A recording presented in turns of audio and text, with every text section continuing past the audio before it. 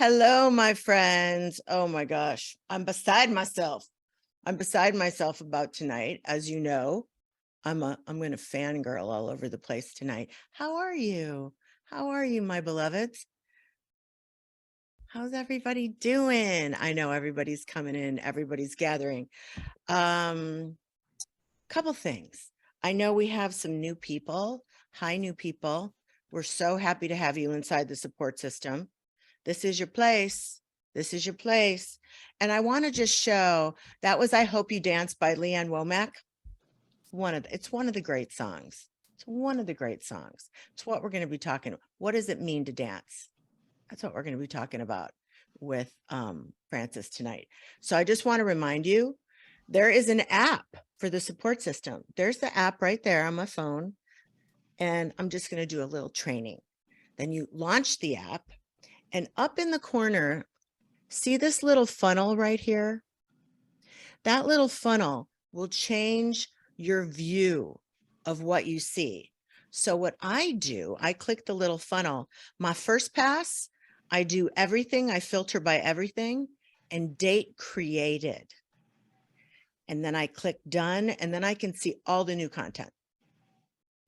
And then I go back for a second swoop by clicking that little funnel, and then I'll do everything, and I'll do last activity so I can see the new comments or popular now, what people are most responding to. But it really helps you, because I don't know about you, so at the very beginning, because I'm not super tech savvy, but I was like, I'm seeing the same post all the time. Well, that post is getting lots of comments. So if I want to see the new content, the new posts, then I've got to go up and use my funnel. So give me a thumbs up if you know learning the filter was a game changer. I know, Sheri, it's a game changer. It's a game changer. And this is super easy. You know, you've got your little hamburger menus. You can go down and see your groups and your events and your workshops. All the replays are there. It's really not difficult to use. It's really easy once you learn a few things. You got to learn a thing or two. So we're gonna talk to Frances for a while. This is her new book, which you saw me. I shot some videos to you. A Place in the World: Finding the Meaning of Home. So much to say about that, and so much to say about Frances's work and her life, and you're just gonna be jazzed. I'm telling you, your energy. You're just gonna want to sprout wings and fly. And we're going to keep Frances for about an hour or so, and then I'll chat with you afterwards.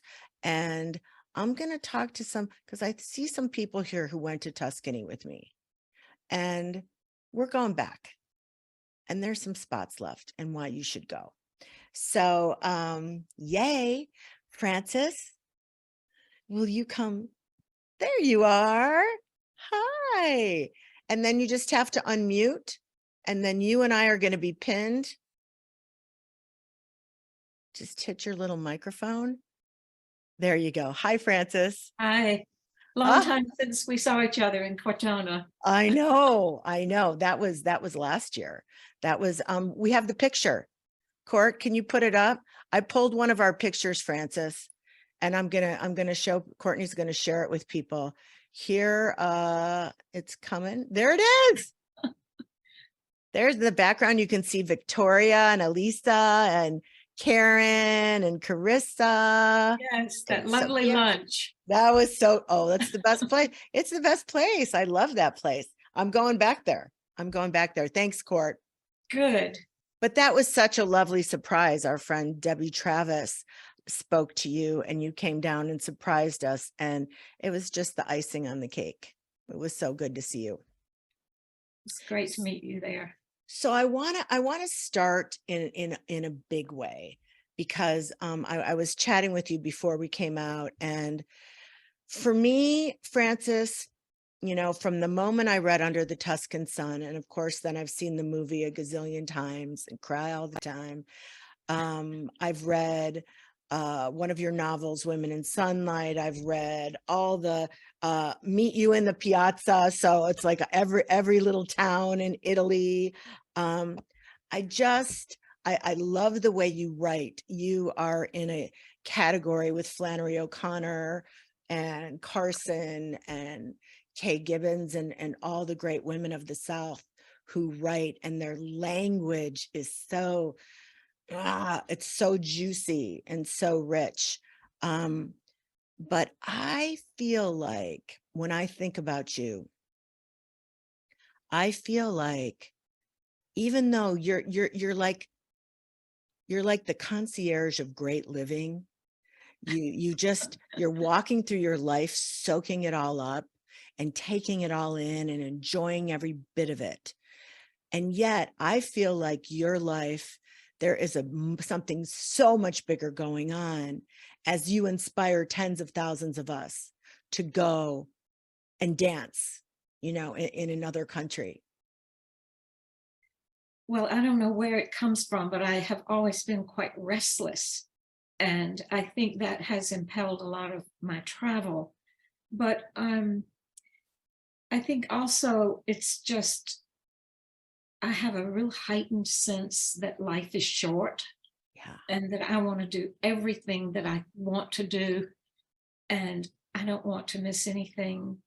And I feel always the sense of urgency, not in a crazy way, but just like, let's don't waste any time here because you never know how much time you have. And I don't want to get old and crabby and regret things. So I've always got a list of things that I'm ready to do and places I'm ready to go. And it's just a way of life. I think it started by living in a very small town in Georgia where there really wasn't much to do. And reading my way around the public library, I got the sense that there was a big world out there. Yeah. And so a lot of my sense of propelling through life, I think, comes through books, comes through the other worlds you always encounter when you read a book you like. It takes you somewhere. It inspires you in a personal way as well as just the intellectual way of reading the book. Well, you totally have experienced that because in this book, and I have some of my favorite quotes and all kinds of things, but in this book, you write about how in Italy they're gift givers. They'll always bring a gift, a ham or some jam or something. And of course, since you have become world renowned as I like to think of you as a woman who launched a new dream in Italy, and then so many other things happened to you after that. People bring you gifts all the time. Italy kind of takes over, and that gift giving that exists there is just a huge influence on me and on why I have lived there. It started because I have a shrine at the bottom of my driveway, a Madonnina, with the Madonna in it. And a man used to come every day and leave flowers there. He eventually died, and by that time, my books had been published, and people started, they had been translated into lots of languages too. So people started coming from all over, leaving gifts in this shrine. So there's that. There's always something down there, an embroidered tablecloth, a bottle of wine, a note, a manuscript, coins, pine cones, flags, everything is left in that shrine. And that is the gift that comes to me from the world, and is one of my favorite things about writing, is how it connects you in ways that you would not otherwise ever have been connected to the wider world. I'm sure you know that too. But also just living there, you have a coffee in town, and you start to pay for it, and the barista says, "Oh, he's already paid." You go in the frutta verdura and you get your vegetables, and they put in the little extra basil and celery and carrots, and that's their gift. There are gifts everywhere. And I think that does something to you that's quite profound, because it opens in you the sense of giving yourself. Right. You are the recipient of gifts, and you realize that giving is such a privilege and pleasure that it's like goes around, comes around, pay it forward, all that. But it's a, I think, kind of unique thing about living in Italy. Yeah. It's all connected to generosity and Right. hospitality. I grew up in the South, and those qualities existed when I was growing up. So when I got to Italy, it felt very familiar. But that sense Yeah. of giving is something I really like to think about. And I wrote a good bit about it in the book Yeah. because it was a real eye opener. So this book, A Place in the World, Finding the Meaning of Home. And we were talking before we came out about how this cover is so beautiful. It's by an artist who has since transitioned, Nell Blaine, Jacket Art. But it's such a great, look how great it is in my hands. You know, this is the book to give for Christmas, my friends. This It is, has kind of a Matisse look, I think. yeah, it And I does. liked it because I'm a traveler. I'm always packing my bag. I have the luggage rack up in my room all the time. So Yeah. here's the really welcoming and homey interior with Yes. flowers and a comfortable chair. But there's the lure of the outside. So Yes. I really wanted those two, Oh those God, two what's separate out there? things to come together in the I'm gonna, cover. I'm gonna read you a little something because I thought this was so great. Here's, if I can describe this book, I would say it's like exactly like the cover. You get a sense of this window of the world, and yet you continue to ask the question about home. And I love things about home.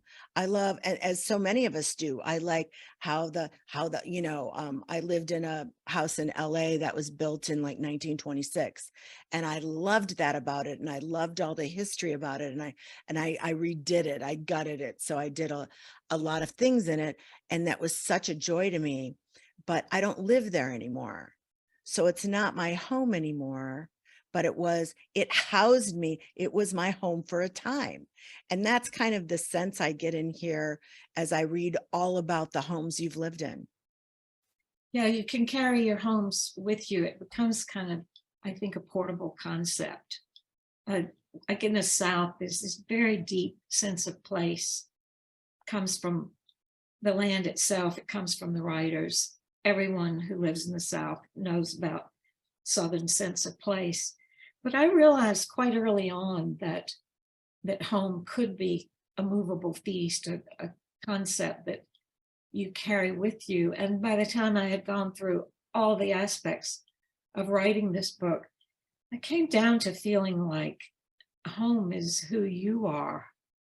It's kind of a mysterious conclusion because I never expected to get there, which is another reason writing is so much fun, because you not only fun but so deeply rewarding is because you ask questions at the beginning of a book and you don't know the answers, or maybe you think you know some of the answers, but Right. you come to new answers. And that was one that came to me because I'd always had this real sense that home was one place, Yeah. deep root, tap root. You can't leave there. It goes down, it goes back, it goes forward. But having moved so many times, I gradually came to the sense that I carry home with me.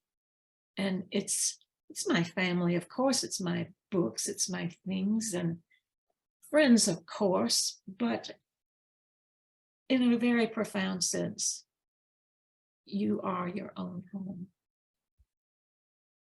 Yeah. Well, in the preface, which is called If I Could Live Here, I Could Live Here. Here's what you say: is home fixed forever or a movable concept? How do four walls, utilitarian and convenient, or soulful and evocative, connect with your metabolism and turn into that charged feeling of, I'm home? Or is home a quest never to be fulfilled? And I love what you just said, because there is a bit of sorrow in the leaving of a place that has sheltered you and shaped you, and right? Yes, definitely, definitely. And in insomniac nights, I walk through all the places I've ever lived. The room I grew up in, the pink linen bedspread and the prints of Degas on the wall, all the way to now, where I just moved to Durham. And so all those homes have been many, many, many for me now. But I carry them with me, and they're still alive. Yeah. And the odd sensation I got during COVID was I was living in a place I thought was forever. It was a farm in Is that North Chatsworth? Carolina, Chatwood. Chatwood. It's a beautiful country place on a river, house built in 1806. Extensive gardens, 350 rose bushes, Wow. and other gardens, 18 perennial beds. I was gradually coming to feel like the place that I thought was the forever home, which sounds a little bit like a rescue dog, doesn't it? A Yeah. forever home, but it felt that way. But during COVID, when so many people were re-examining what is home and do I need to be here, this turned into a huge real estate phenomenon, of course. So many people left where they were and took up somewhere else, and maybe didn't even know exactly why at the time that they moved, but it was a part of being enclosed during COVID. You felt like, get me out of here, kind of, no matter where you were. And I got the sense that this place I had thought I would always live, I kept thinking, are you rooted here or are you stuck? And that's the kind of thing that often urges one to move. Are you rooted or are you stuck? Are you walking this way and the train's going that way? But you loved Chatwood. You put your heart and soul into it. I did. You built I did. like you, and there's so much rich writing in here. Very much like, am I pronouncing this right? Brahma Soleil. Yeah, Brahma Soleil. Yes. Brahma Soleil. Just like I feel like I know that house, from reading your books. And there's so much rich things about how you transformed this place by the river. And when was it you knew? So you asked yourself the question, am I rooted or am I stuck? Which, hello.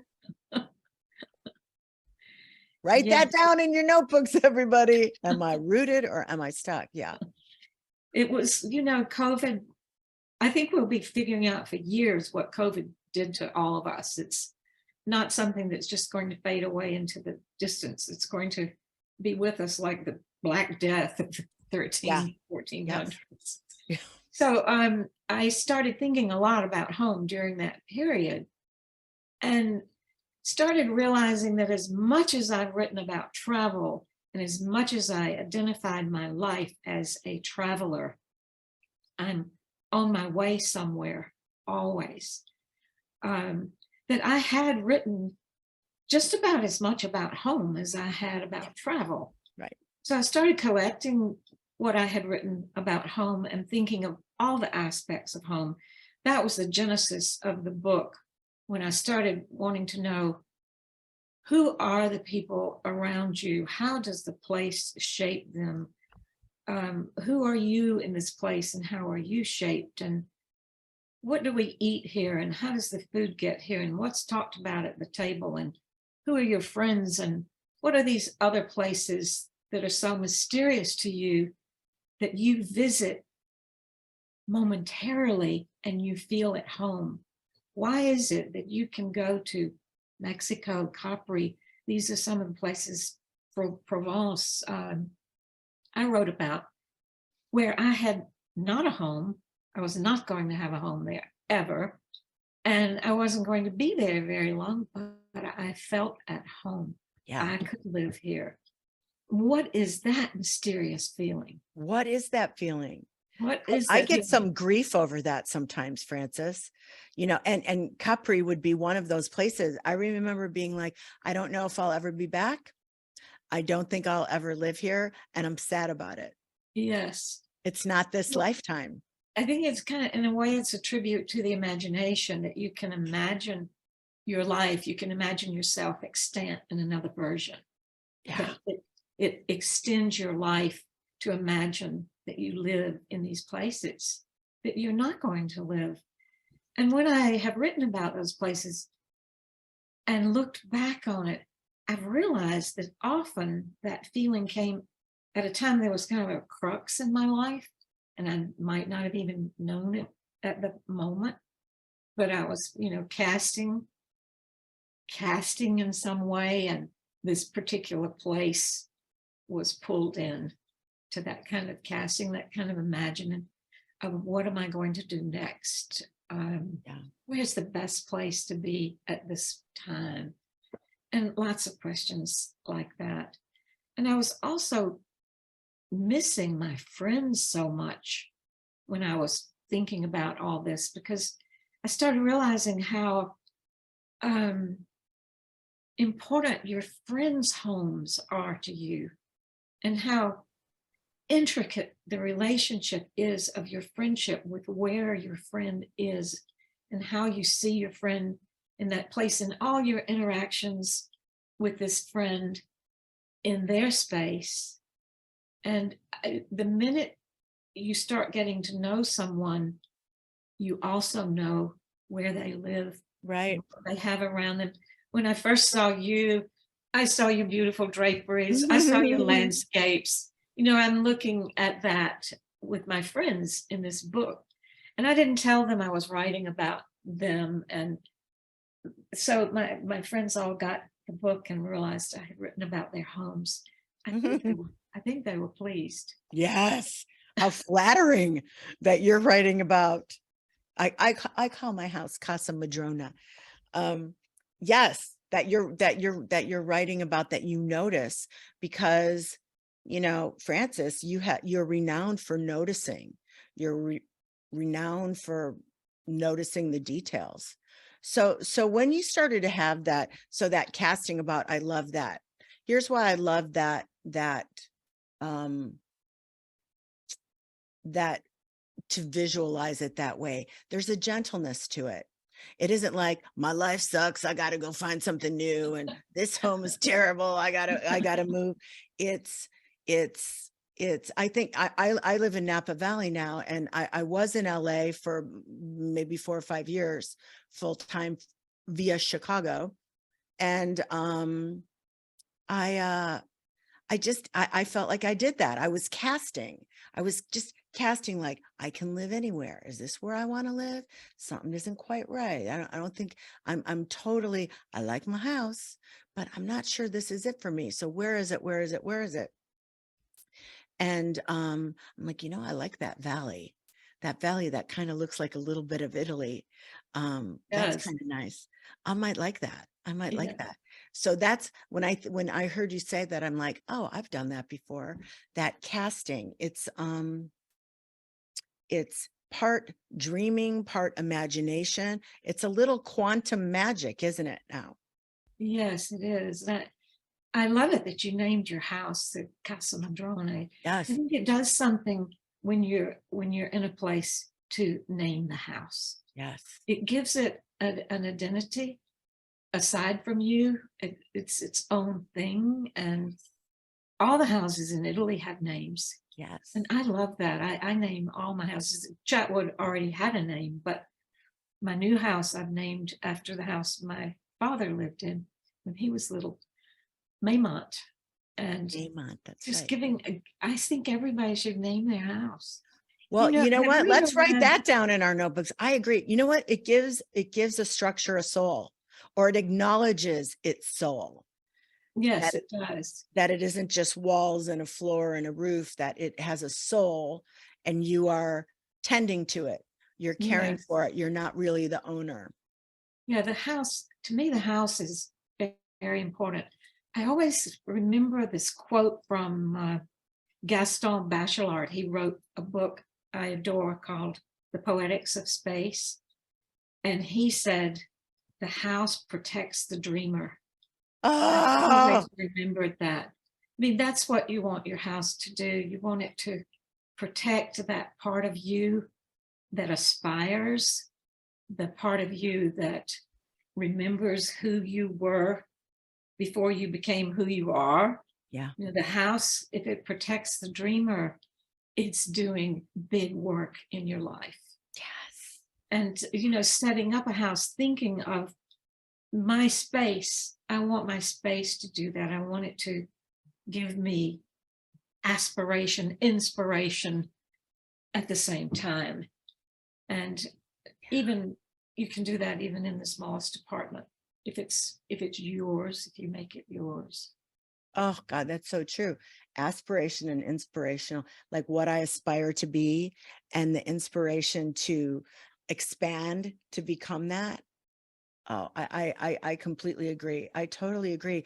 And you just learn what it's a setting. If your life is this jewel, this gemstone, the house becomes a setting. And you're so right.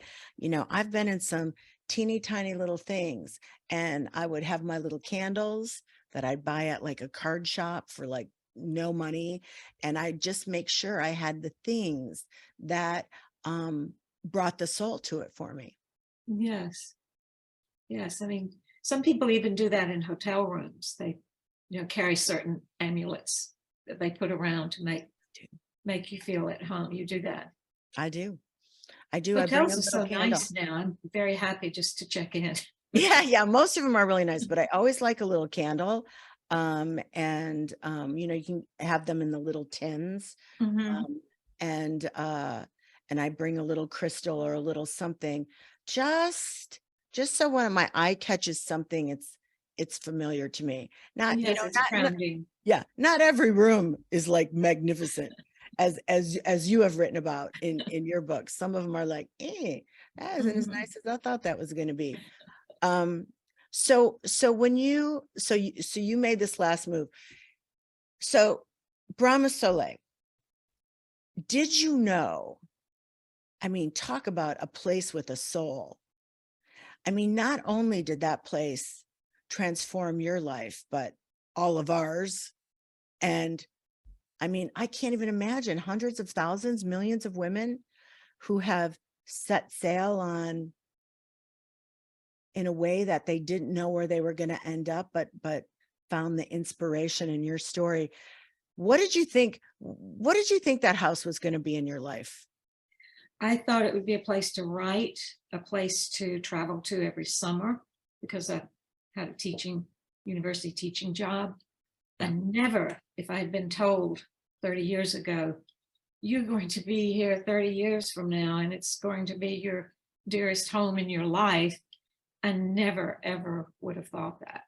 But, you know, it just took hold. Living in Italy is just so humane and the quality of life there is just superb. So it just kind of latched on. And oddly enough, it surprised me, it did become, the house itself did become kind of a focal point for people who've read my books and, you know, want to make a change themselves. Yeah. And so it became kind of a symbol of change. Yes. And people come there from everywhere. And I see them, I see women in town writing in their journals, taking pictures, sketching, getting on their bikes. And I look at them and I know they're not just there to have nice boozy lunches and see the Yeah. scenes. They're there for a reason. They're there because they want something. And that I recognize that immediately in Yeah. so many women. Yeah. And those women that I've observed in the piazza, they inspired my novel, Women in Sunlight, which is about three older women that life got hold of and they lost track of who they wanted to be from the outset. So they come together under various circumstances and they end up making a new home together, these three women that none of them ever would have visualized. But that is kind of the surprise of finding home, that if you're open to your life and to the changes you need to make, and they took a risk. They took off for Italy, and I gave them everything they wanted. I You wanted them did. You so I did. wanted them to have everything. Yeah. And they worked for it. It wasn't just that they got to Italy and it landed on them, Yeah. but they transformed themselves. They got back, they pulled back the person they had started out that they wanted to be, Yeah. and acted on that memory. That makes me so And happy to also hear you say it's that. the substitute for friendship, the substitute of friendship for the lives they had. Yeah. And that was just really a great, fun book to write, because I was able to explore a lot of things I've always felt about friendship, which has been one of the most crucial things in my life, is my Yeah. friends. Yeah. So that book, I love it that you gave enlarged them. my I idea love for that you as the author say, I gave them everything they wanted. That is so fantastic. And that, you know what, I loved that book because it was, again, in the same genre as your personal story about what is possible. What is possible if we're just willing to take a step to the edge? What is Yes, possible? I mean, yes. I'm sure you buying that ramshackle place, that was crazy business. It was risk, and Yeah. I was not known for taking risks at that time, but it was really kind of life changing to do that, because I put down my life savings to buy that house, and I was, a college teacher, and my salary was very small. Yeah. But oddly enough, taking that one risk enabled me to be open to taking other risks. So it's good to take a risk, because it teaches you that you're not necessarily going to crash. That Yeah. even if you let go, there's some kind of net that's going to, your own ingenuity is going to save you. We have a woman in this group who's just a delight, and she took a risk with a woman. She met her somewhere. They met, and she's like, I've always wanted to live in that Cortona. Well, let's rent an apartment and we can share it. And so they go back and forth, each taking their turns, and they have an Oh, good. apartment in town. In fact, I was just there again in October. And they live, their apartments right down that little street, and they hang out in the piazza, and they're at the Del Brennan's jewelry shop all the time. And it's just Yes, here it is. Me too. yeah, exactly. That's so funny. Courtney probably has some of her jewels on too. There she does. She has it. We drink our champagne and we spend our money at the jewelry store. But yeah, but she is a little offshoot of you. You have all these you're kind of like the godmother of all these people who through you, well, if Francis can do it, that feel like they can take that risk and that chance and see their lives. Here's I have another little passage I just want to read. This is about travel, and you're not specifically writing about Italy here, but it's this the sentiment is perfect for what we're talking about. It's on page 159. You say, travel is a privilege because it gives you the world you were not given. It allows you to be extant in other versions. I sat on a rocky beach on a Turkish island. 5 little girls selling scarves came over to show their mother's work, cotton wisps edged with pearls in all the soft colors. Their pet goat tried to nibble my toes. The girls wound the scarves around me, played with my hair, leaned against me, laughed, and brought me pretty stones. They are with me still. Should I have stayed at home? Oh my gosh, that Obvious makes me answer, cry. no. That makes me cry. That makes me cry because that's right. You know, when you can travel, I mean, um, the Cheryl Strayed, an American writer, um, her mother who died young had left her with this one thought, which was put yourself in the way of beauty. Oh, And that's lovely. and that's what Italy feels like to me. Like, Yes, it's a great gift to be able to live in beauty the way they are able to. yeah, The landscape is ever refreshing, just to live in beauty, but also to live in art, where art is yes, taken for granted. It's not a yes, distant trip to a museum. It's art is breathable. You breathe it, you live it. Every town has its treasures, and yeah, people are raised to know these pieces of art. And there's yeah, kind of a common cultural expectation that art is important, yeah. and it's just heaven to realize that that art is connected with what I was talking about earlier, the gift. Because when an artist makes a painting or sculpture, or when somebody composes music or writes a book, whatever, it's a gift. It's the person creating it is giving it, and it's a part of that circle of generosity. It's a big part of that circle of generosity, that you live with art, you're living with gift.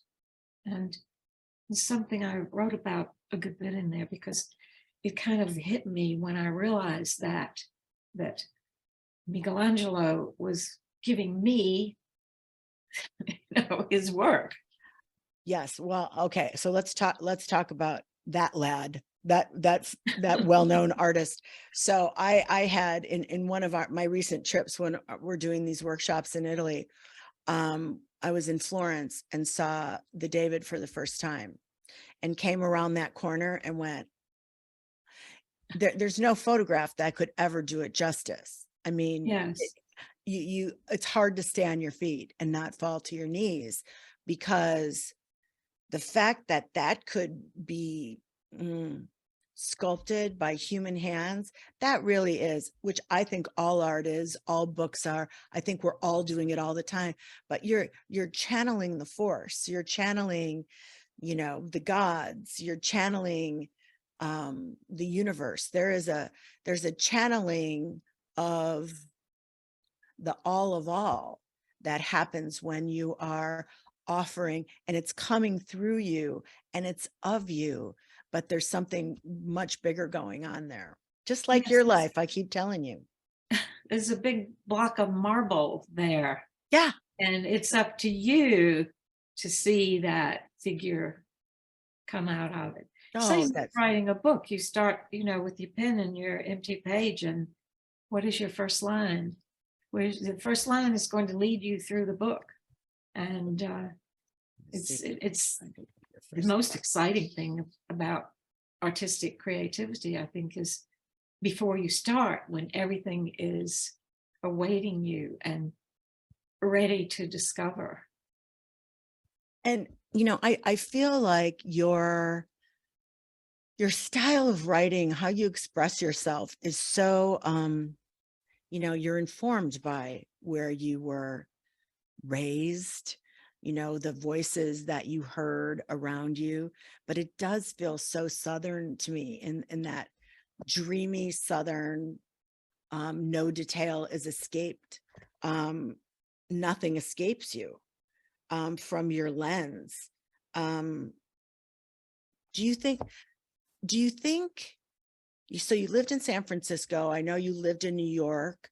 You lived in California, and you ultimately went back to the South. What is it about the South that is a piece of this puzzle for you, this home puzzle? I love this the landscape. I love the violence of the South in terms of landscape, not in terms of anything else, but the tornadoes and the hurricanes and the crocodiles and the sinkholes and the rattlesnakes. There's just such a power in this landscape. People always say, professors always told me, the South is different because it's the only place that's ever lost a war on its own ground. I thought that was just bull, because it was the land itself, these smeary orange sunsets and the big live oak trees with the moss and just the intense presence of the landscape itself that I've always felt a connection with. I grew up swimming in rivers and diving into springs that bubbled up out of the ground, and really connected with nature. And that is one of the carryovers to living in Italy that's crucial to me, is that the Italians are still very connected to place. They are out there right now searching for those porcini mushrooms. They're searching for truffles in the spring. They're after those green almonds, wild asparagus, fennel in the summer, all the wild lettuces. There's a real intense sense of connection with the land. And I think that makes you feel at home in time. I've always felt that time was slower in the South, and that was part of the reason. It's definitely part of the reason in Italy. People are out walking all the time. There's just a real nature connection, and everybody seems to have it. They're exchanging the gifts of the land and really kind of living in time in a way that really makes sense in terms of being with your neighbors and having spontaneity. You don't feel this. There was no Italian word for stress until recently. And so they've imported the word lo stress, but there was originally no word, and I can see why. But of course, there's stress everywhere now. But in Italy, my neighbors are still very connected to the land, and that is my deep connection with the South. Is old Florida, the coast of Georgia, the islands off the coast of Georgia.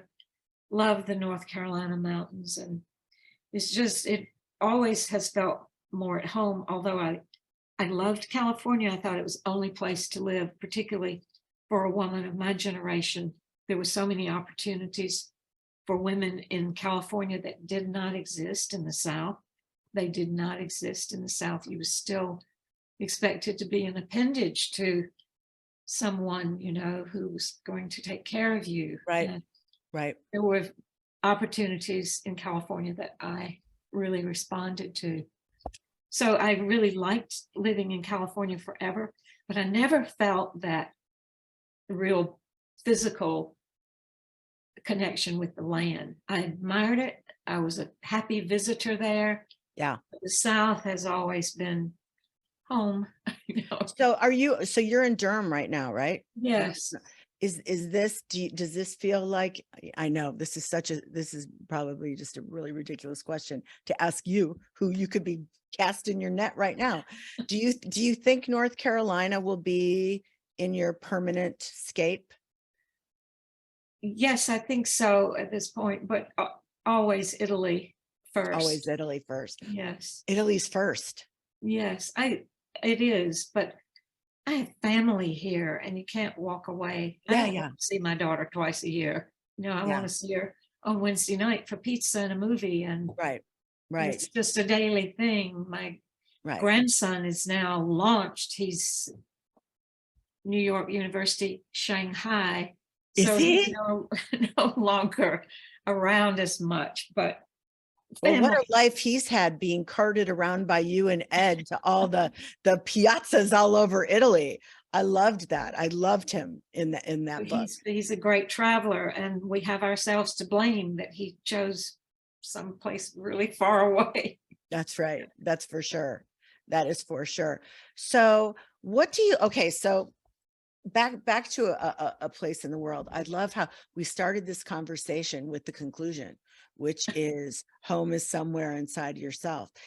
But yes, and yet, you're talking about this structure, this house that protects the dreamer. I think that's something I'm going to be thinking about for a long time, Francis, after tonight. The house protects the dreamer. I just recently, I had found something that I had written, which was our bodies are the vessels for our dreams. And I like this more expansive thing where it's your home. It protects the dreamer. What, first of all, this book is it's a delicious read. It's so yummy and it's so delicious. And I feel like I know you so well after reading all those books, and especially like this one, I get more opportunities to see you at home and in your different homes and the way you think about them. What Okay, so what do you know? Because I think here's how I wrote down some words that I think would be part of a definition of you, because nothing could capture it. Explorer, wisdom keeper, sage, and then of course author and poet.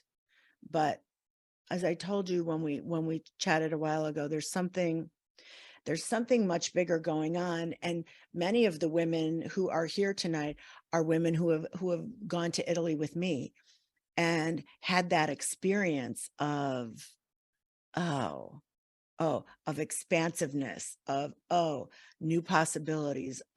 What can I bring back into my life and my home where I'm at right now? And asking the question, but now more pointedly, am I rooted or am I stuck? That's going to be a big one. What do you know now? When did you write? What year did Under the Tuscan Sun come out? 1996, I think. 1996. Was it a instant blockbuster? It took off pretty fast. It was published by Chronicle Books in San Francisco first. I happen to know an editor there. I had written 7 books of poetry before I wrote this book. That's right. So I knew an editor there, and he read it. He said, "This is really nice. So yeah, we'd like to publish it." And then it started really selling, and they were stunned. I think they thought it was going to sell like, what the hell's going on here, poetry. Francis? Yes. And my editor called me. He says, "This book is really flying off the shelves. We think it's because of the cover." I said, "Oh, okay." Okay. Really, but it really just kind of took off in paperback. And people always say, "Were you surprised that this happened?" And of course I was surprised, but women are often taught to downplay their accomplishments. Yes. And I have thought, people have asked me, "Were you really surprised that you were just a poet? Were you really surprised?" And of course I was, but as I was writing it, I thought, I think a lot of people like me are going to like this book. So I did have some confidence in it. It wasn't just that, oh, you have to say, of course, I'm so humble. I never expected anything to happen to me. Right. But women are trained to do that, That's right. really I like that. downplay. I think people are going to like this. So I'm going to take you and the reason I asked you for that date. So 1995, is there anything you know now that you wish you knew in 1995? Oh, like 10,000 things, of course, but I didn't have the confidence in myself that I have now, of course, because my world was poetry. I taught it. My husband's a poet. I read it. I wrote it. And I always knew that it had a very tiny audience. Yeah. And I was fine with that. But I loved, once my book came out and started being translated, I love the connection with the wider world. Yeah. And I feel really lucky that I have been able to meet people from all over the world. That never would have happened to me otherwise. No. So what have I learned from all this? I think it's cast your bread upon the waters. Yes. Just the old saying, and the more you put out there, the more you find it coming back and giving back to you. And I think that is a really important thing to remember. Cast your bread upon the waters. Do you, um, one of the things that even I found myself in my mid-50s beginning to realize that, oh, that old construct where it's time to wrap it up and you're done, I don't want that to apply to me. I want a different life. I want to be dreaming and innovating and creating until I take my last breath. Yes, So that means I need to think about my life differently. It's like, how much time do you think you have? Get going. And yet also absolutely. it's never too late. No, and when you start getting older, people start getting really bossy toward you and start telling you what you should do. And there are these Scandinavian books called Death Cleaning, and they say that oh, once you're 60 years old, you need to start getting rid of things and sweep up behind yourself, and you're constantly given the message, oh, when are you going to retire? Why are you still working? Yeah. Downsize, get rid of your mother's china, get rid of your silver. They're telling you to shrink yourself. Shrink Right. yourself. And I think, I'm not going to do that. I mean, they're going to inherit all my money. The least they can do is clean out the attic. Oh, we're going to embroider that on a pillow. At But least it is, you do get the message, not just women. I think older people are constantly given the message that they are diminished. You really have to fight back against that. you really have to fight back against that. And I will say, following in your footsteps by adding adventure and travel and beauty and things that are expected, like unexpected, like that, putting yourself in the middle of a place like Italy can just crack you open and open you up in a way that you didn't realize a place could do. Yes, it's the gift of my life. I think that Italy is an endless country. It's only the size of Arizona. But I have now been to every single region of Italy and have written about every single Yeah. region of Italy. And I think, do I know Italy? Not really. There's so much left to explore there. It will never run out. And I think it's great to be able to fill your life with things that aren't going to run out on you, like learning a new language. If you start learning a new language after the age of 20, it's going to be hard. And Yeah. it will never run out on you because there will always be something exciting and new to learn in that language. The same thing with lots of different projects that you can take on that, are not going to just come to the end, like gardening. My house at Chatwood, the garden was endless. It became a burden after a while, but anything you have a passion for that gives back to you takes you through. Frances, I thank you so much. First of all, this book is a jewel. This is what I'm buying all my peeps for Christmas. And we saw that note. In fact, the top contributors, the people who post the most, engage the most in our little world here, we're going to do some signed copies from your local bookstore. We've been in Oh, touch with wonderful. the owner, and so Wonderful. we're going to get that all done. And I'm going to do that too for all my people, because I think having a book signed by you and this little gem, and to give it out at the holidays, when we're all kind of in that fragrance of home and that essence of home and what it means. I think books are the best gift. They're the best. I'm already starting to order bunches of books for Are you? people to. Are Sheri, you? thank you so much for having me on your show. Thank you so much, Really a Frances. pleasure for me. And we're going to be back in Tuscany in September of 2023. So, and we're staying at Debbie's place again. So we'll reach out and see if we can have some fun with you. Absolutely fun. That would be great.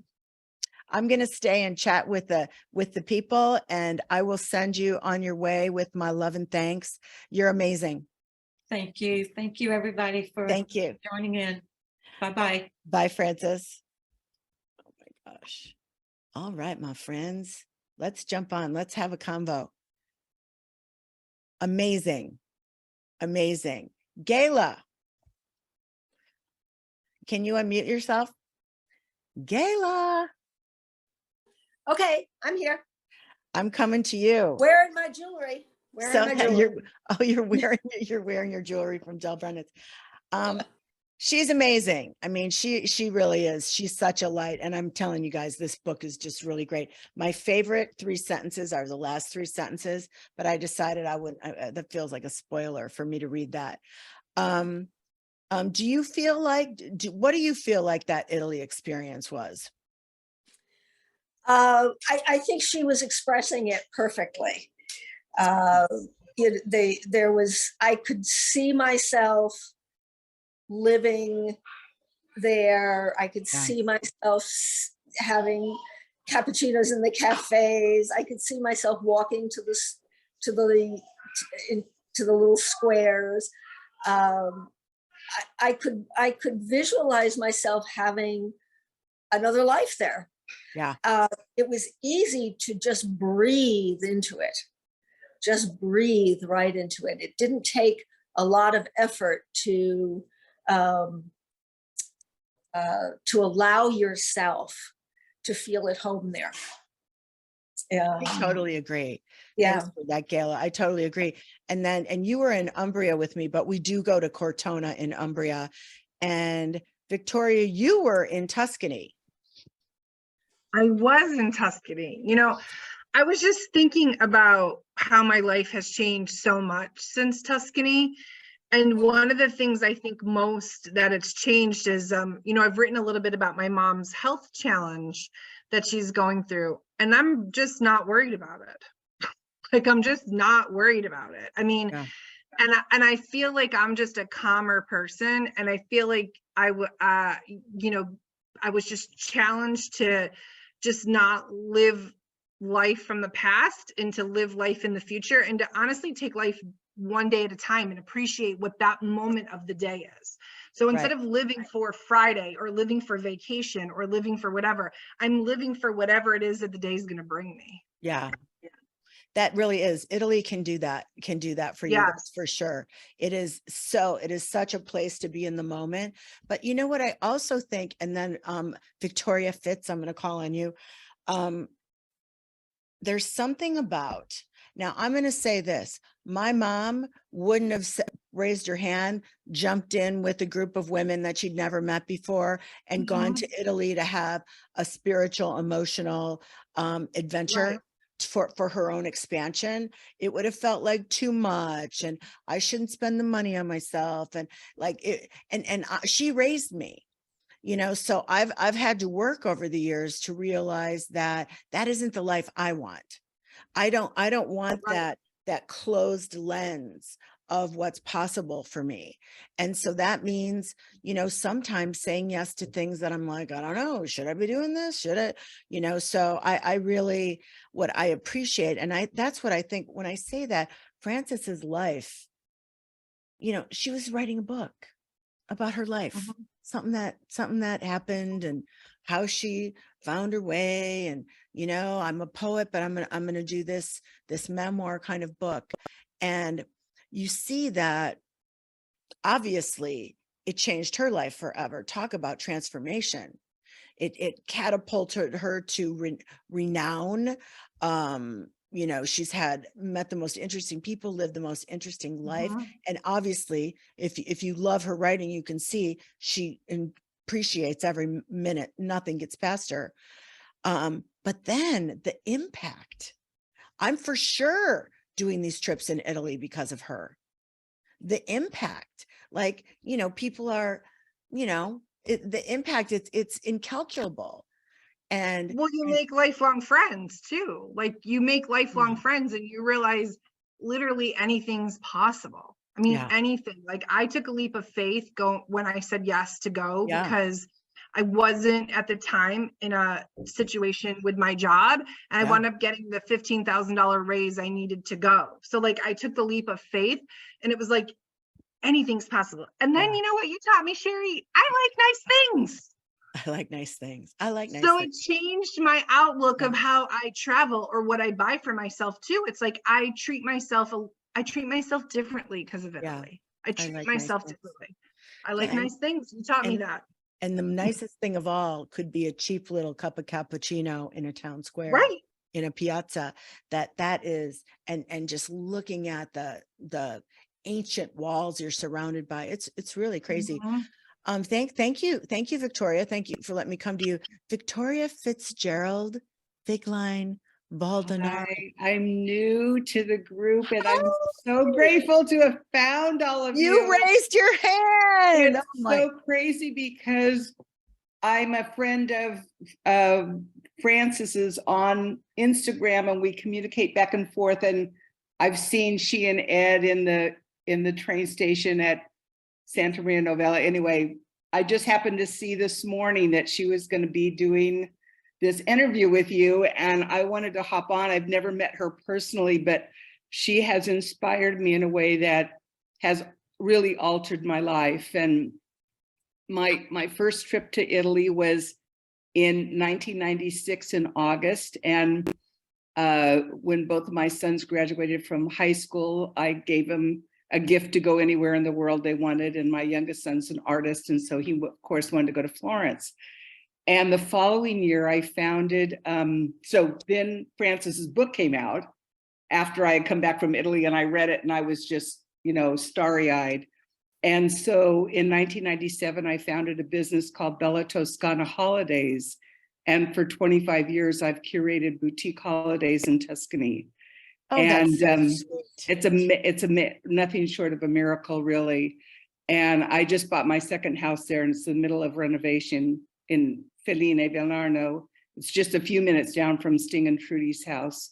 And everything she said about Tuscany, everything you're saying, everything everybody says that went with you to Tuscany is the truth. It is the most soulful, especially Tuscany. I mean, there is Italy, but then there's Tuscany to me. Yes.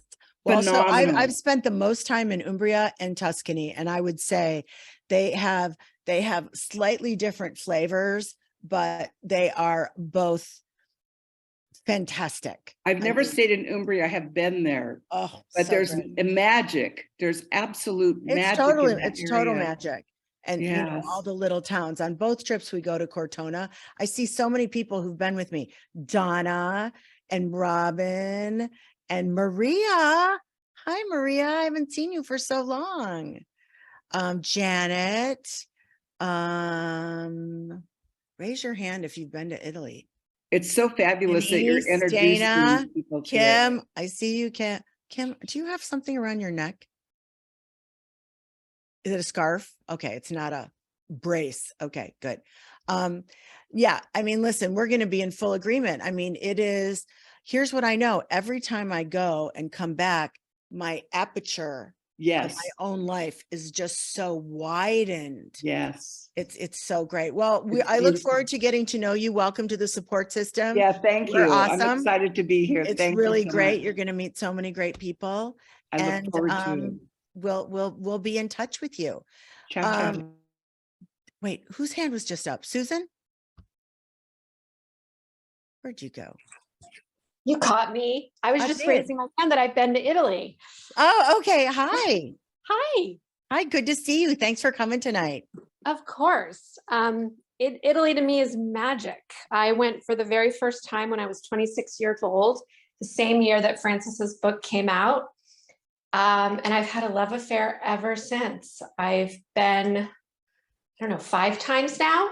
A lot of you in here know that I took my twin daughters in April. Yeah. And we went to Florence and Venice and Rome. And I'm planning to go back next summer. I'm taking my girls for 3 weeks to Europe. They're going to go off to Sweden, and I have no desire to go there. I want to go to Italy.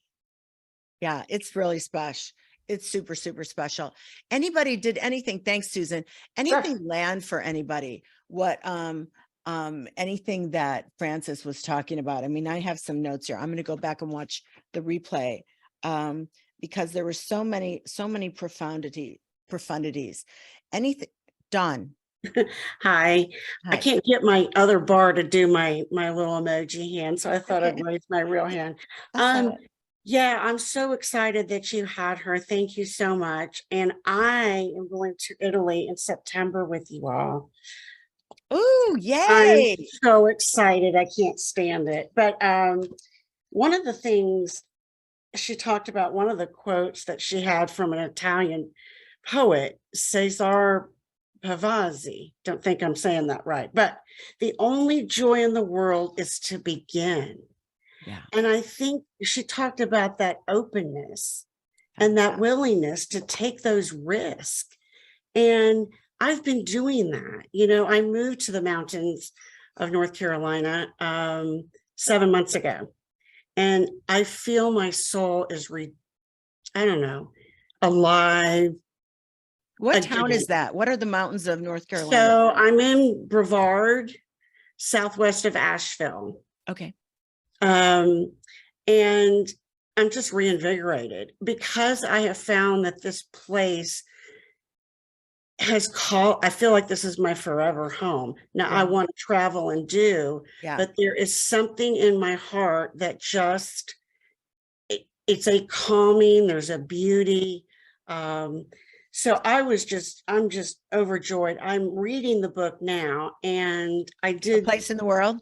Place in the World. And I wrote, she lived near Hillsborough, near the Eno River and that place. And I knew all the places. You talked about the detail. That's where the Chatwood is. The Chatwood is. And it was like, I've been to the Purple Crow bookstore. I've walked those places, and the way that she's lived her life and continues to live her life, and how she writes is just, it's beautiful. And you know what, we can take a page out of her book, because I think there's a few gems she drops on us tonight.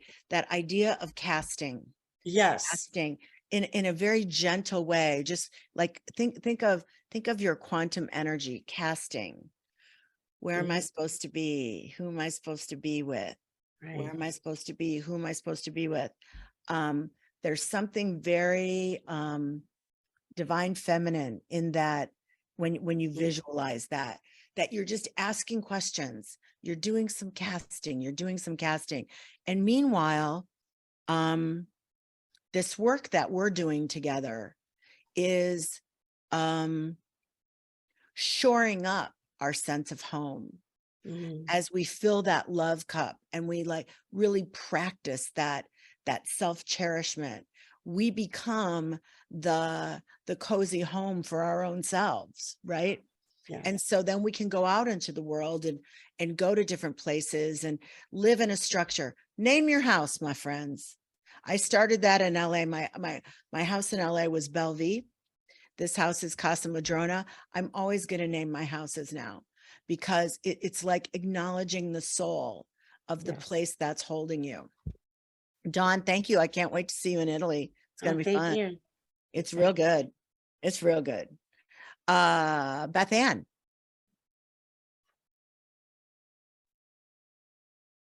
I've been struggling, especially here in Ohio, with that sense of place, the sense of home. I don't have a sense of home, a home place, because I've lived like in 68 different places. Yeah. And I just realized now why it's so important for me to have my own furniture and stuff around me. It's because that gives me my sense of place. And it's been especially here because the lady I'm renting from, staying with, from Made to Do This, keeps saying, oh, just use mine, just use mine. And it's like, but it's not mine, it's not me. Yeah, yeah. And so this has really helped me realize how important that is. Yeah. Yeah, well, you know, and also I think for myself, I've gone through two major, let's see. Yeah, wait, two major moves from Chicago to LA to Napa Valley. And both those, I like, you know, I probably brought everything from Chicago to LA, and then from LA to Napa. It's like I'm going from a you know, big house, big, huge house to, you know, a winery cottage.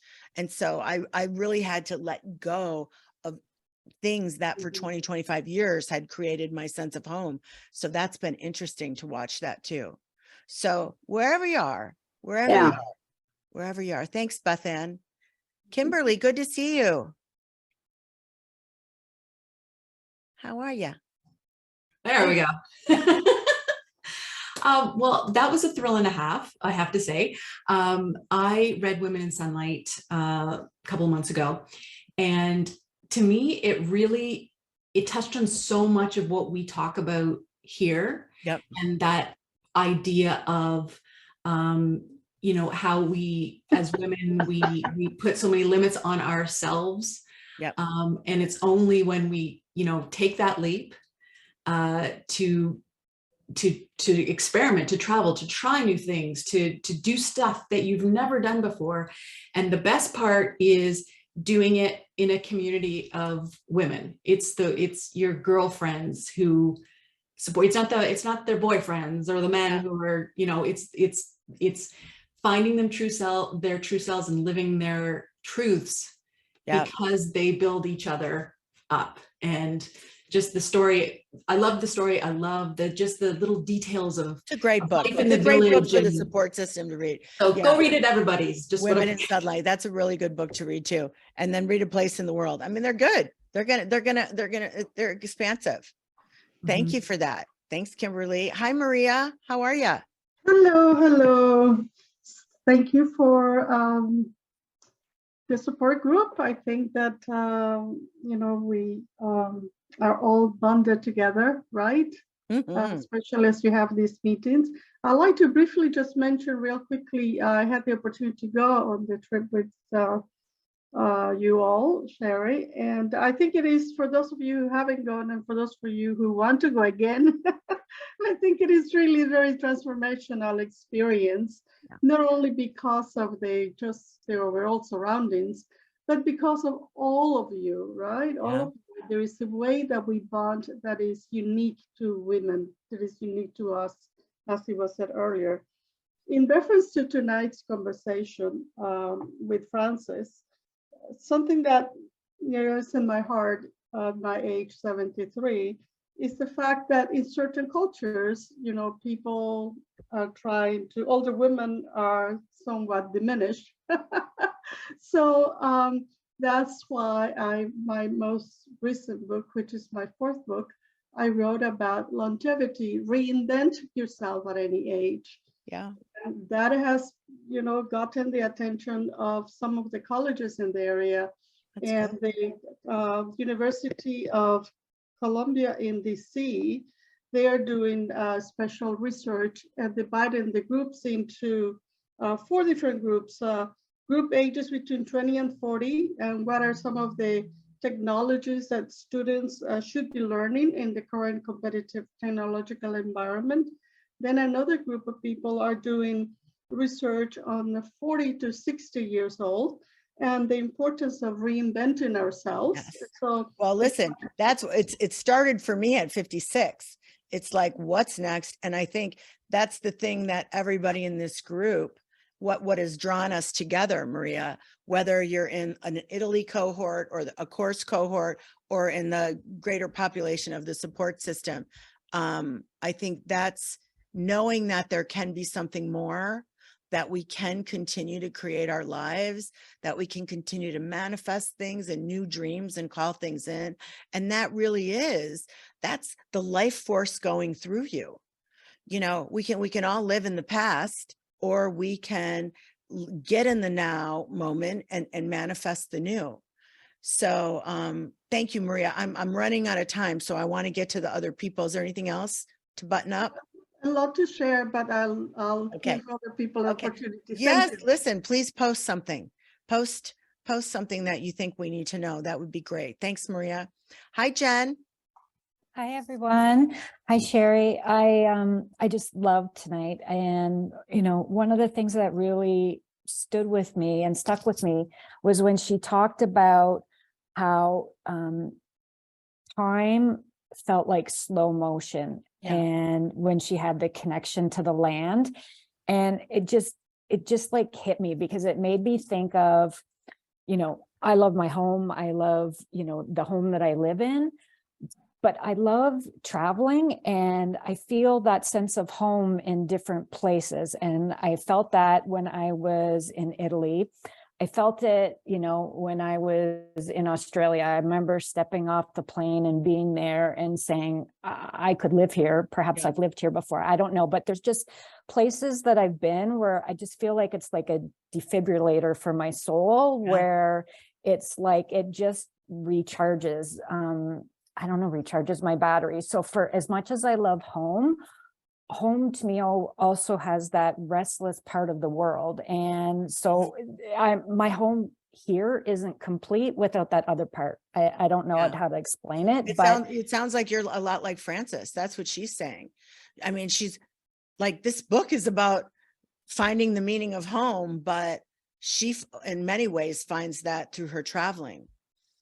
It's really just when she talked about the connection to the land and how people just in Italy have like that connection to the land, it just reminds me how, in our busy lives here, we forget about that sometimes. And so I think when you're traveling, you're just more open to feel that connection a little bit more, at least for me anyway.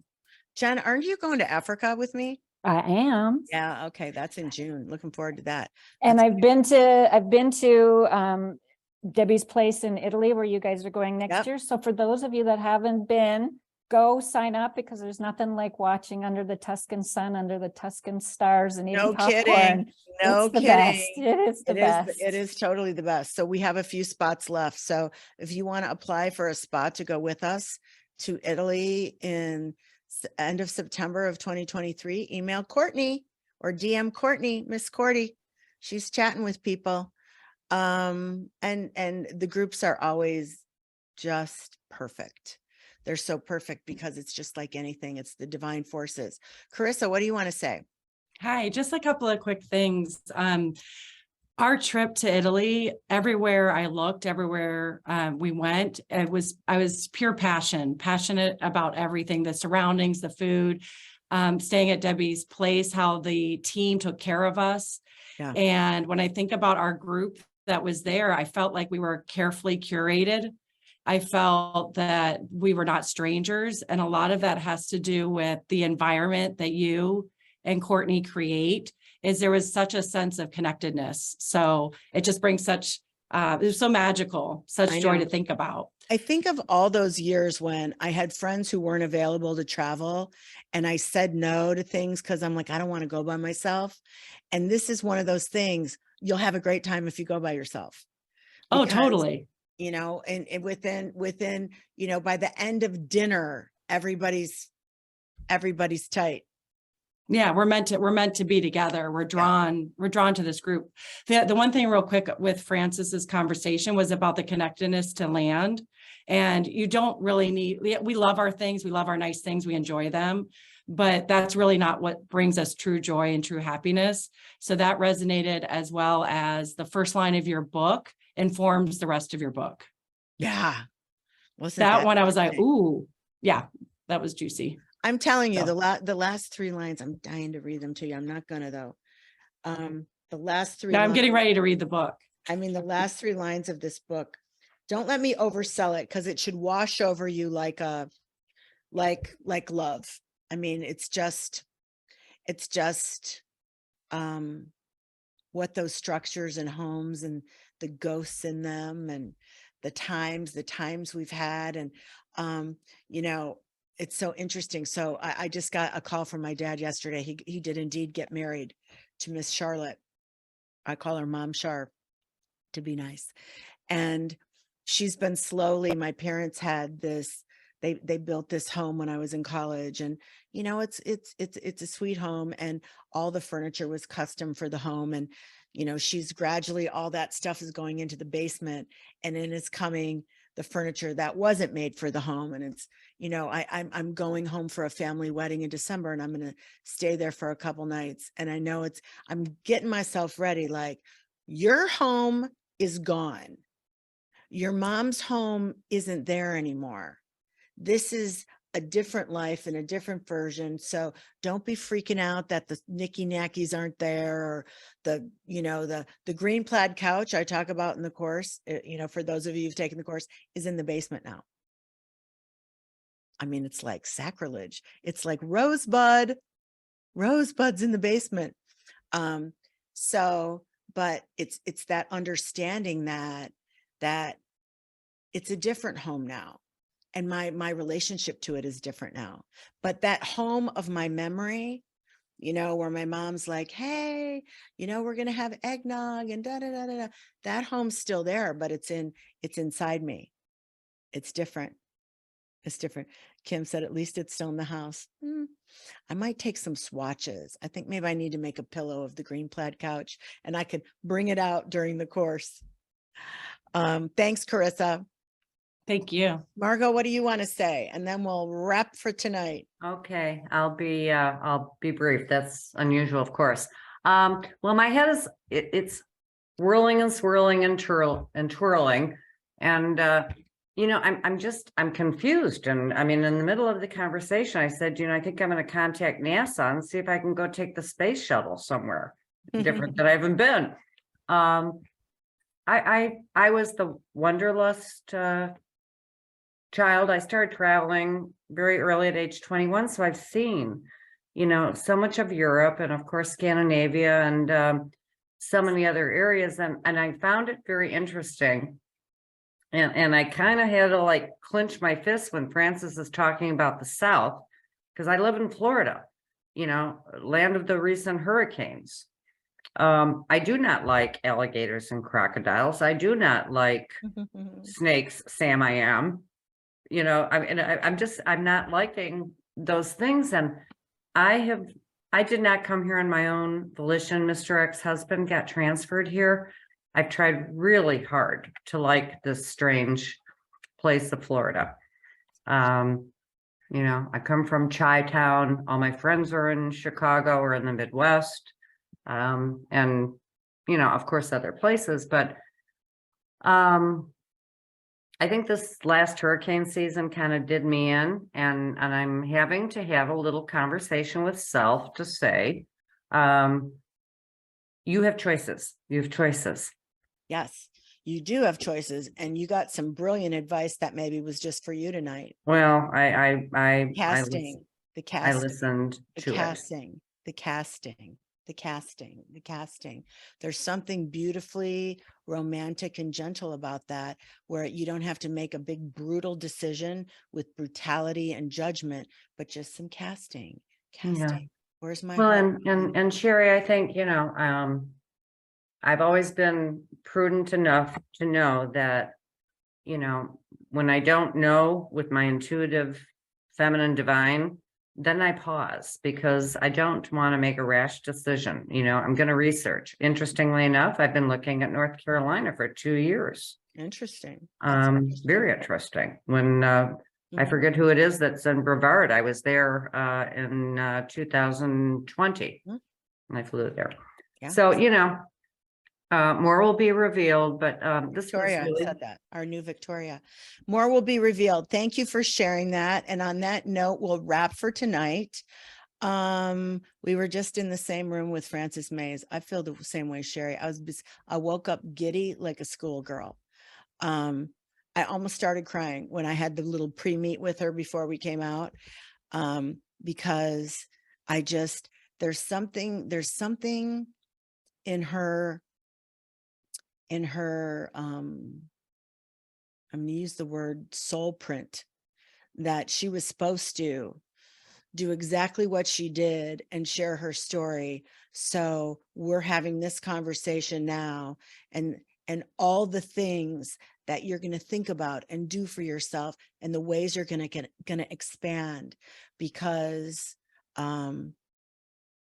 she took a leap of faith and bought a ramshackle property in Italy, changed her life, and it can change yours too, just by the quantum closeness, just by taking in that inspiration and saying, yes, yes, yes, there's more for me.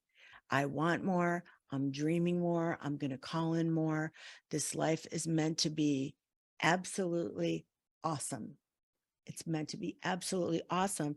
And you're in charge of that. So yay. Thanks for playing with me in this sandbox. I love it so much. I love these conversations because I know I go to bed, I'm going to be flying on this for days, for absolute days. I see you. I love you. Thank you so much. I'll see you in the posts. Love you. Thank I you. love you all. Good Bye. night. Really incredible. Thank you. Bye. Thank you so Bye, much. Love everybody. you. Wonderful. Come to Italy. Inspiration.